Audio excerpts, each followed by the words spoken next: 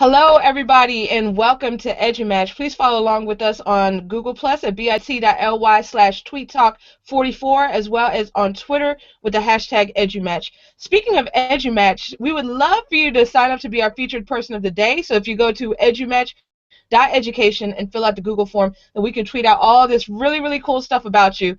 So looking forward to having y'all on there. So tonight's topic, we are going to be talking about a healthy curriculum for a healthy teacher. So we're going to go ahead and get started. We still have some panelists who may be having technical issues getting in, and our moderator as well. But she was kind enough to send in the questions ahead of time. So in the meantime, I will be asking them to our fantastic panelists that we have on panel. We have Shayna and we have Josh. So Shayna, could you please introduce yourself?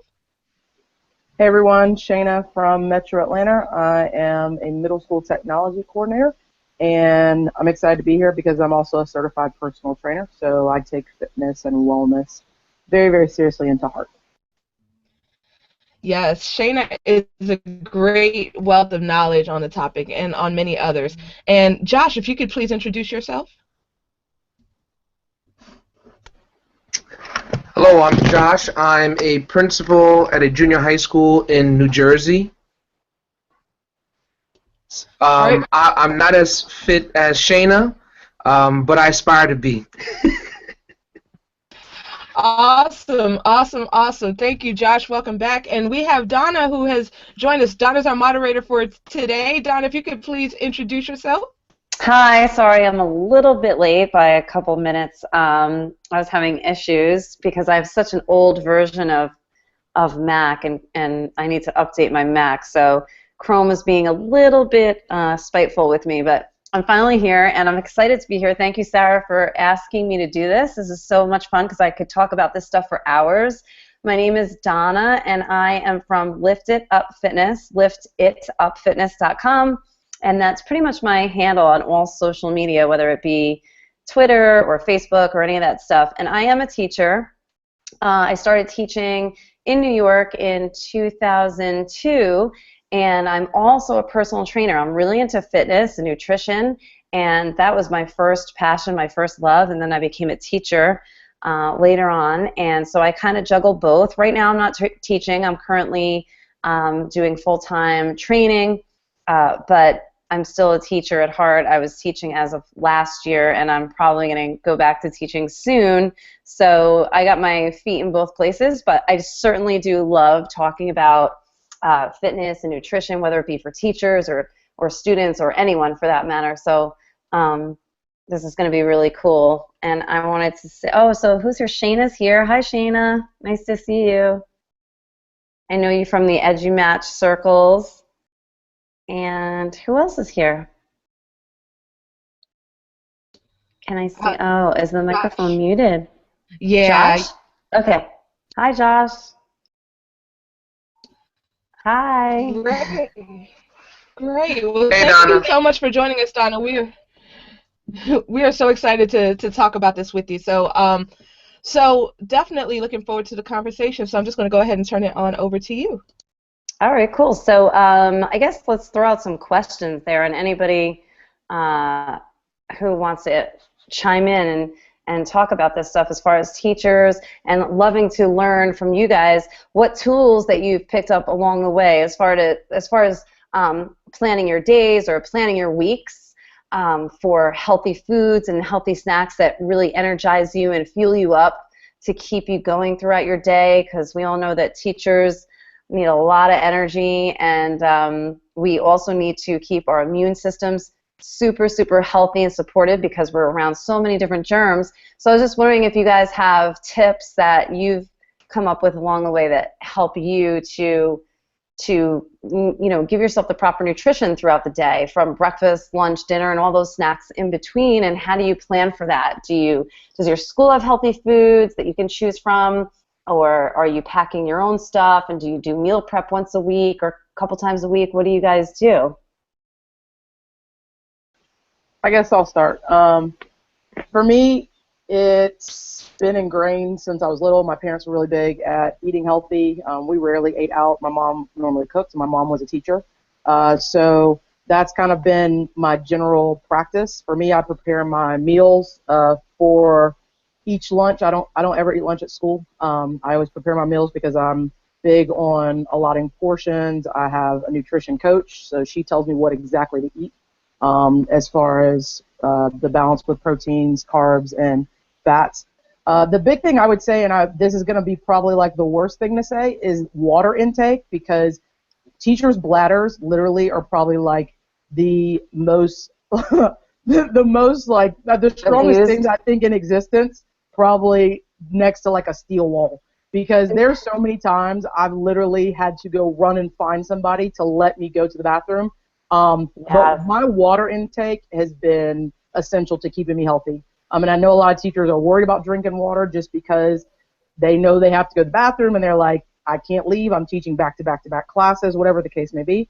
So I would say water intake is huge, and it's a huge energy boost. People don't realize, and they don't take advantage of, that the sodas actually over time are more detrimental. A lot of times teachers will say at my school, I want to get a Diet Coke or a Coke, whatever the case may be, and I'm like, that little caffeine sugar jolt you get for the like 1 hour, maybe two, is going to lead to an immediate crash, and so the rest of the day you're going to drag. I said, whereas water, I have energy all day. So I would say water definitely, and I would say prepping your meals in advance. Even if you know you're going to eat school lunch, looking at the menu and seeing what they're going to offer and maybe saying, hey, you know what, this day I know they're serving pizza. I might not need to eat that. Maybe I need to prep my lunch that day. So that would be 2 tips that I've learned so far. That's awesome. That's so, so cool. And so important, too, because water is definitely, like you said, a much better source of energy. Most of us are running around. The typical American is trying to caffeinate themselves throughout the day to get that what I call synthetic energy, and not realizing that just, giving yourself that proper hydration with water, you won't need to turn to the Diet Coke or the coffee so much. And as our bladders we have to have our bladders on a clock, like a schedule, because we only have certain times of the day when we can go to the bathroom. And that, like you said, is something that's going to maybe keep teachers from thinking, well, I'm not going to drink all this water because then I'm going to have to go to the bathroom. That's so inconvenient. But your body does actually regulate after a while, too. So in the beginning, yeah, you might have to hit the bathroom a whole bunch of times, but after a while, your body does regulate, and you can recognize when you're really well hydrated and when you're not. And learning to turn to water, like you said, instead of turning to caffeine is such a great tip, I think. And like you said, also, depending on what school lunches you have available, sometimes some schools have really great salad bars and protein throughout the day where you can rely on the school cafeteria depending on where you work, and then other schools don't. So looking at the menu ahead of time, that's such an awesome tip. Like pizza day, like you said, maybe not a great source of fuel, so pack your own lunch on pizza day. I love that. That was really good, Shayna.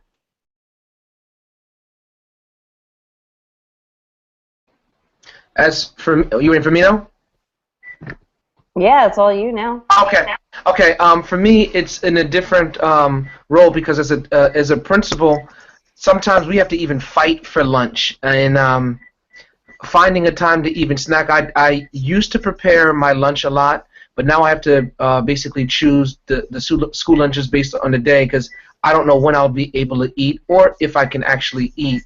But I do have cases of water that I try to drink 3 bottles, sometimes even 4 bottles of water a day. And I try to pack some snacks like broccoli with some sort of ranch dressing, carrots. Those are things that I get my energy boost from. Or now I've been trying to use the like tortilla chips or something like that, just as a natural snack, just to hold me off. Yeah, so that must be hard if you never know when you're going to have lunch. You don't know what time of day it's going to be. So having those snacks handy, that's got to be huge to hold yourself off from getting way too hungry or having your energy levels crash, I would think, right?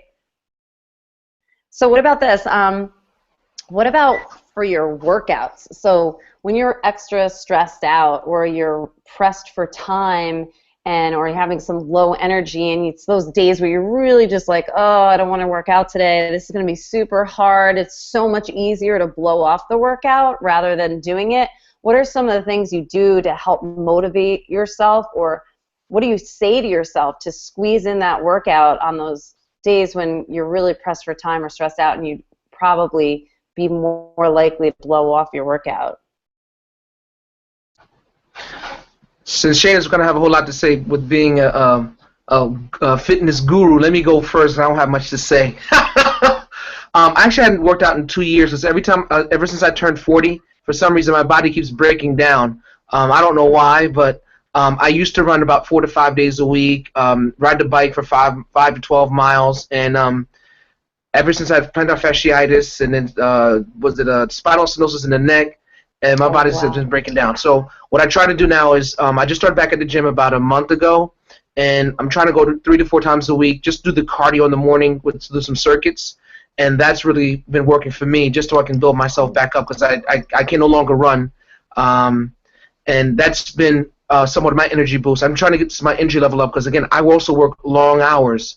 And some days I think I'm going to get out at 4, and it could be 8, 9, 10, and sometimes 11. I'm back at work 6:30 in the morning, and doing it all over again. So when I'm working really long hours, it's just difficult to find time to work out because I am really, really tired.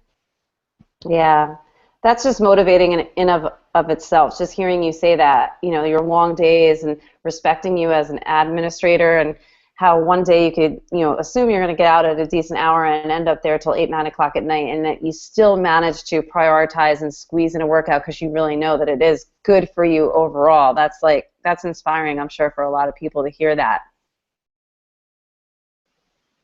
Since Josh says I have a whole bunch to say, I really actually am not going to prove him wrong. No. For me, the working out is the stress reliever. I lift really heavy weights, and so a lot of times I envision a lot of the people that I want to put in a headlock in my building, and I deadlift a lot of weight or bench press a lot of weight or squat a lot of weight as a stress reliever. The other thing I do, especially in my new role, is as a way to get exercise is when I get emails, instead of responding via email, I get up from my desk and I go walk and meet them wherever our building is. And I have a very large building. We have 2,200 kids in our building, so we have a big school. Wow. So instead of sitting at my desk and just responding via email, I'll get up and go talk face-to-face. That also helps with the communication because a lot of things can get misconstrued through email. And something that might be pressing or stressful for them, I can help lighten the stress when they actually visually see me in the room, especially if it's a technology issue where a teacher can't get a kid logged in, whatever the case may be. So I think building in some time, and I'm trying to encourage my APs, because I understand where Josh is coming from, because I work so closely with the APs in my building. They don't have time. It's meetings. If it's not in their building, it's at the district level, whatever the case may be. And so I've encouraged a lot of them to try to do the same thing. Instead of pinpointing issues with a walkie, go to the person and talk to them and then get some steps in the process. Take the stairs instead of the elevator because we have a 2-story building. Just those little nuances that you can do can make a huge difference. And a lot of times people don't realize that. It's just the small things.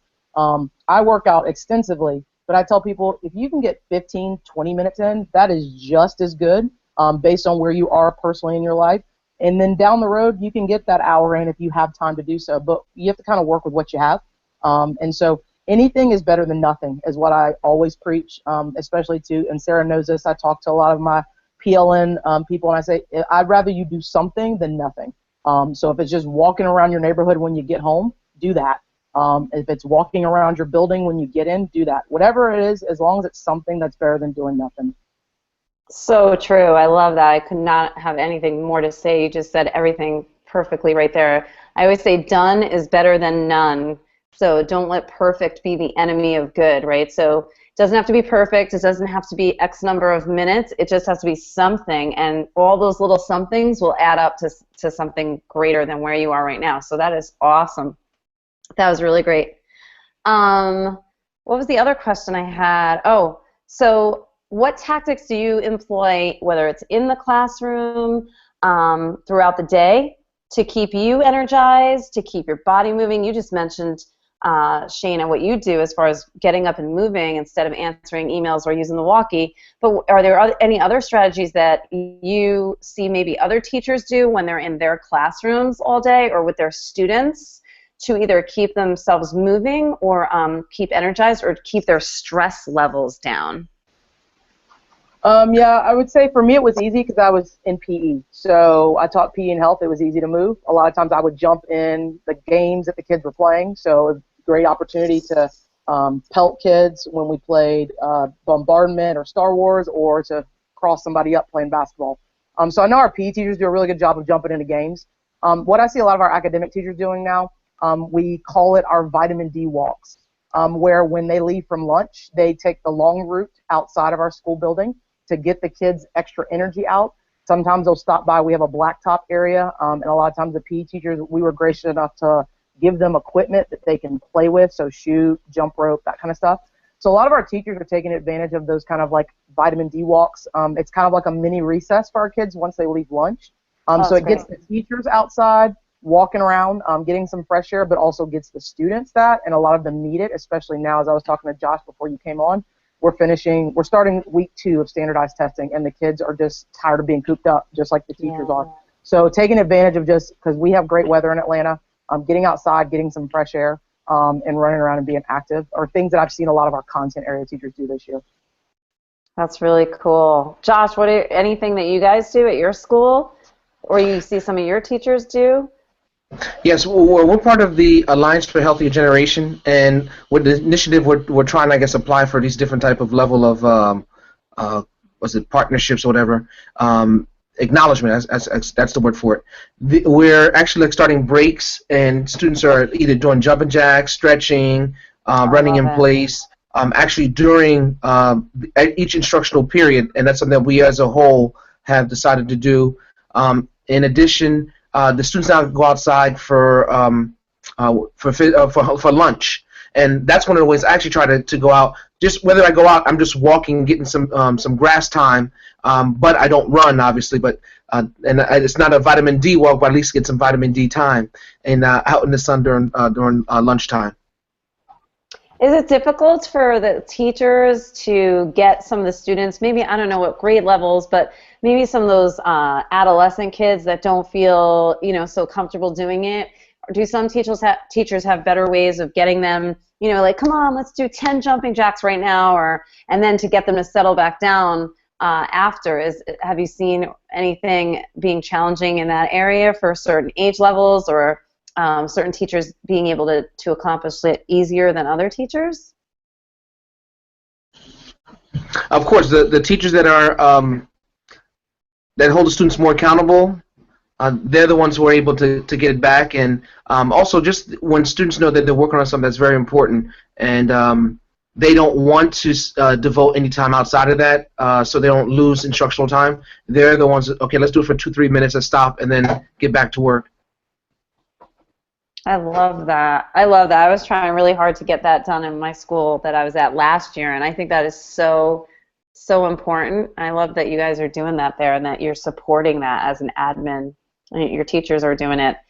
The fourth question, so what strategies do you use with your students or your teachers to promote movement and proper nutrition, even just to get them thinking about the fact that what they eat and how they move their bodies really does directly correlate to their brain functioning and their performance in schools? Do you, or have you gone on any professional development, any types of things where you hear that this is becoming more talked about, and relaying that message through the teachers down through the students?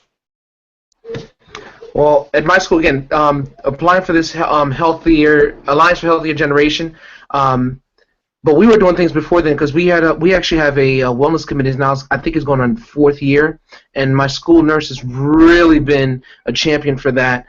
Things like smoothie every quarter after school. We have Zumba. I think it's once every 2 months that actually goes on, and we open up for the entire district, and we have mostly half of the people that actually attend are students, mainly in my building. So that's one of the push. We also have a the Field to Play 60 with the NFL. We've been running that. We started that 4 years ago. It started with just 20 kids, and it became so much we had to have Boys and Girls Day because we just couldn't hold the capacity. And there's just 2 teachers that were just working.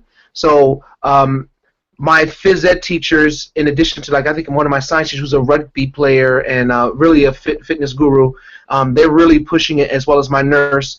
We also have Grab and Go for healthy nutrition, so we can get more students actually eating breakfast. That started 5 years ago, and it's just constantly pushing. We saw, like, we tried to correlate nutrition and academic achievement, and when we saw that when the grab and go bags were students who don't choose to come in because they want to wait outside to be with their friends. But when we started grab and go, we've jumped over 80% of students eating breakfast every morning. Oh, wow, that's so great. That's awesome. So cool. Oh, wow. What about you, Shayna? Do you see some strategies? The only thing I can say that I know I do, I always try to talk to teachers because they know that I'm really big into fitness and health. With my professional development sessions that I have for teachers, I only offer healthy snacks. So the old guy that I replaced, he used to give like candy, that kind of stuff. I give veggie straws, pretzels, water. I don't provide sodas at all, but I do provide snacks for them when they come to my professional development. It's usually healthy ones. The big thing that a lot of people don't realize is that there's such a divide, I think, within schools that we don't really care about our teachers' health a lot of the times, and then teachers don't. They put it on the back burner, and it's got to be something that it comes to the forefront of their minds, because if they're not healthy, they can't educate kids. And they have to realize that kids are watching their example. And I can preach to the choir and say, hey, you know what? Don't drink soda, but if you see me at lunch, at the lunch table, drinking a Diet Coke, I mean, it's all for naught. And so kids are going to watch more what you do than what you actually say. And so I think our teachers have to do a better job of taking care of themselves and owning that, and realizing that kids are going to watch and they're going to model their behavior after them, because for a lot of our kids in schools, we're the role model they have. They might not have that at home. So if they see a healthy person role modeling that for them in the school every single day, they might pick up one or two tips. And I know when I taught in high school, a lot of my kids would come back to me after, and I still stay in contact with them. They're in their 20s now, and they're like, I remember you told me this. And I had one kid, he ended up losing 30 pounds based on the stuff that I told him. And he was like, it was only because you told me I could do it, and I watched that you were able to, the same things you told me to do, eat vegetables once a day, drink a lot of water. I did those little small things, and it made a huge difference. So I think the big thing is for us as educators taking ownership and realizing that if we model some of these behaviors, and it's, like I said, it's not all or nothing, there's no perfect equation, but if you model just one healthy thing, it can make a huge difference in that one kid's life. And that's ultimately what we're in education for, to impact at least one kid. We, of course, impact a lot more, but to realize that your healthy habits can really, really make a difference in a kid's life if they see you model it day in and day out. Yeah, for sure. And it's so hard, too, because everything you said is so spot on, and we really are models, role models, and we do have a lot of power in our, to be influencing these students. And sometimes things that, like you said, they see you do and they start to hear you, and after a while they'll come up to you and ask you some questions like, yeah, I see you're always eating, apples and broccoli and stuff, and you're always drinking water, and you tell us all this, and I started doing it recently, and I'm really, and they ask you more, and they want to know more, and they want to know more. And so it's tough, though, to get teachers to buy into that. So at the district level, I see some school districts are trying really hard, having these wellness days and wellness fairs, and they're trying to reach out to the teachers and get them on board, but it's really not easy. I mean, some people are just gravitated towards health and fitness and nutrition, and others aren't. So what are some of the things that you see that schools are doing, though, right now to affect teachers, really to show on the administrative level or the district level that they care about their teachers, to try to get the teachers to buy in, not just the phys ed and the health teachers, but some of the other teachers? Are there anything that you see that schools are really doing a good job at as far as promoting some maybe after school stuff free of charge, or maybe health membership reimbursement or anything like that for teachers so that it does trickle down to the students? In my district, we have, first of all, it has to be, I think a district wellness policy must be established, and it can just basically delineate all these things as far as promoting the wellness. Second thing, Horizon Blue Cross and Blue Shield has something called Horizon Be Fit that actually takes off $20 every month, as long as you, I think, go 12 times a month to any gym membership that the gym registers with Horizon, and has this automated way of tracking that you go to it. So with me just starting my gym, that was when I actually got on my gym, like, you better go register because I'm going to go 12 times a month so I can actually get the $20 off, because I'm going for exactly $20 so I can go for free. That was my goal, attending that gym. So that's what we do in our school. My superintendent actually is a fitness guru, and he just found out he goes to Bali. He said he pays so much money a month, and he would have saved thousands over these years. So that's something that's being promoted in my district now because he just found out. Right. Yeah, my husband's school, he works at a private school, and they do have a program where if he bought a Fitbit and showed the proof of the purchase, and then he has these quarterly phone calls with a health advocate, and the health advocate goes over his diet, nutrition, and his workout program, and then there is some kind of kickback as far as I think maybe $50 or something that they get checks back towards what they pay out in healthcare. So I think it's cool how there's different ways of doing it creatively from one school to the other, but it's nice to see that teachers are feeling that from the district level there is care for them to buy in on this, and then it will, like Shayna was saying, trickle down to the students. Yeah, I think, Josh said, that's awesome. Our district is not. And I think it's more or less because we are site-based, and plus our district is ginormous. Those are two big factors. But, I mean, we had teachers have yoga classes after school for teachers to engage in. But I think the big thing for me that I did, as, like I said, a health teacher, it's easy for me to get on board the health training, is I try to do a lot of collaborative teaching with content teachers. I worked really closely with a language arts teacher and a social studies teacher when they were doing nutrition around the world. And I tied my nutrition unit to that. I also brought in food from Whole Foods that had never tried before, so they had the chance to try kale chips, hummus, stuff that a lot of our kids had never experienced. And we tied our curriculums together. And I think that there are ways that a lot of times, I'm going to be honest, PE people, we always are on the outside. We're kind of like the black sheep of the building. Whenever you need a gym, you're first to call us, but if you ever need us to collaborate with educational related stuff, we're the last people you consider. And so I made a point to go and talk to my content teachers and said, what are y'all doing? What things are you? And so I want to tailor my units to that because I taught every single grade. 6th grade, what are y'all covering? Okay, you're talking about other worlds. Let me bring in the nutrition component to that. So I think also getting a lot of the help in PE teachers empowered to share their passion because they are in health and PE because they care about fitness and wellness. To share that with other teachers in their building could be huge to getting other teachers on board and also being a great example to students to show, hey, you know, your social studies teacher is collaborating with a PE teacher. A lot of times you're not going to hear that, but in my building they did. People would be like, oh, Coach White's working with so-and-so, and I'm like, yeah, I am. I want to make sure that not only are the kids learning content, but they're learning something that's going to be they can take when they leave the building. Because I always preface my class, I said, I think that math, science, social studies, language arts are vitally important, but if you're dead, you can't do any of those things. You can't be who you want to be. And so I need you to understand that your health should be the very first thing that you come to mind. I don't care how great you are at reading, math, science, and social studies. You can't go be that doctor, lawyer, architect, engineer without being a healthy body. If you have a heart attack at 25 or you contract some sort of disease, you can't live out your dream. And so I think making and prefacing that with students and realizing the sense of urgency with health is huge. And I think having those PE teachers, using them as a resource in your buildings and those health teachers can be vital and be very, very helpful. Yeah, I think that should be a message that goes out, you know, nationwide to administrators to really, really promote that in their phys ed teachers and their health teachers, and also to really the teachers that are doing what you did, which is to reach out to the other ed teachers and try to collaborate with them. They should be commended and congratulated. So that, you know, it's kind of like a healthy competition type thing. Like, look, we really care about this, and we really want to give a shout out to those that are doing this.